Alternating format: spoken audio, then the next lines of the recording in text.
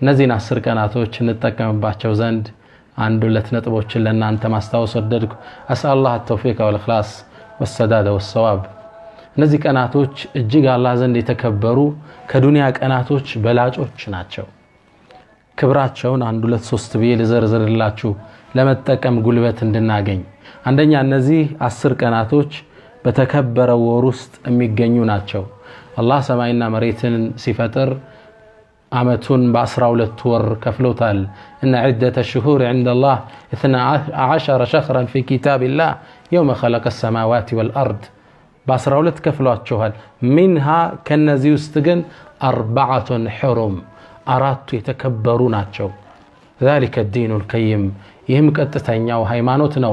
فلا تظلموا فيهن انفسكم በእነዚህ 4 ወራቶች ውስጥ ነፍሶቻችሁን አትበድሉ ይላል። እንደሚታወቀው ነፍስን መበደል ሌላውን መበደል በየትኛውም ወር ክልክል ነው። إني حرمت الظلم على نفسي فلا تظالموا እኔ በደልን ከልክያለሁ ኮንኛለሁ አትበዳደሉ ይላል አላህ። በእነዚህ ወራቶች ደግሞ የበለጠ የጠበቀ ይሆናል። ታዲያ በዚህ በተከበረው ወር ውስጥ የሚገኙ ስለተከበሩ 10 ቀናቶች ነው ያወራችሁ ያለሁት።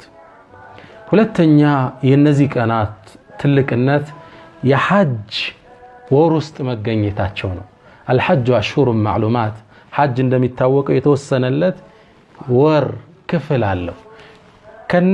ከዚህ ወር ውስጥ እነዚህ 10 ቀናቶች ደግሞ የሐጅ አብዛኛው መልካም ስራዎች የሚተገበሩባቸው ናቸው። 8ኛው ሌሊት ላይ ሙዝደሊፋ እናድራለን። 9ኛው ቀን ለአረፋ ዱዓ ስናረግ ሐጃጆች ይውላሉ።